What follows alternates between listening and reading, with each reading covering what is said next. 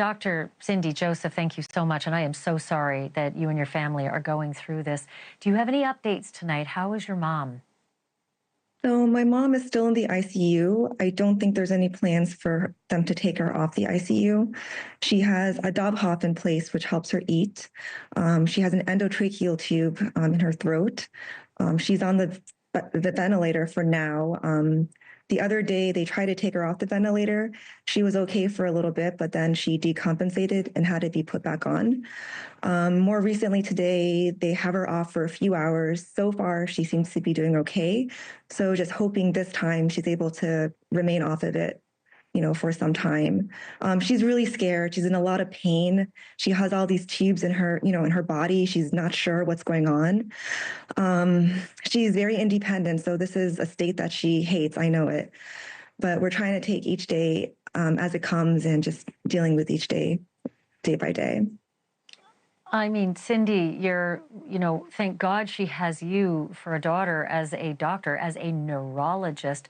But at the same time, are you oscillating between having a medical hat on and then just trying to be a daughter and process everything that's happening?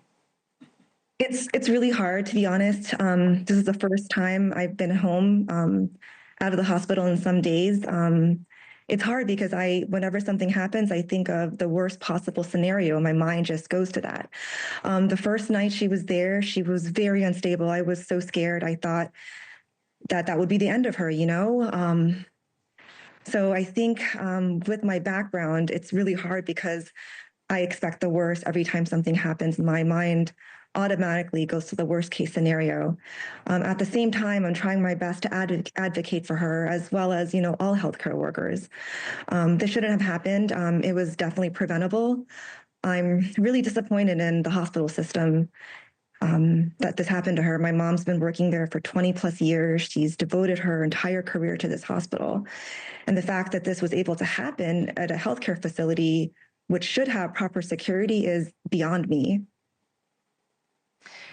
Karen, this is probably a good time for you to jump in as an attorney. The reporting that we have is that this patient was a Baker Act patient. There are all sorts of guardrails that are supposed to be in place if he even should have been at this hospital.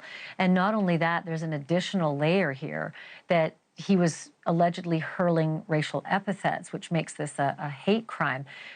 Weigh in on everything, like every front that we are now facing with regard to what happened to the Leelamma. Sure. I think this case is a clear example of the HCA hospital system putting profits over safety. HCA made a conscious decision to hire untrained, unarmed, and an inadequate number of security personnel to handle their entire hospital, Palms West Hospital. And they put them on the first floor only. I believe there was only one security officer for the entire hospital. And Layla and the perpetrator were up on the third floor with no security whatsoever anywhere in sight. And that is just a conscious disregard and reckless indifference to the life, safety, and welfare of the patients as well as the employees. This was not a Baker Act facility. The employees were not trained on how to deal with violent, aggressive perpetrators like this gentleman was. He was exhibiting aggressive behavior from the moment he walked into Palms West Hospital. They had every opportunity to get him out of there to a Baker Act facility that could have handled him properly. And they didn't do so in a timely fashion. Thanks for watching. Go to joinnn.com to find NewsNation on your screen. And don't forget to click the red subscribe button below to get more of NewsNation's fact-driven, unbiased coverage.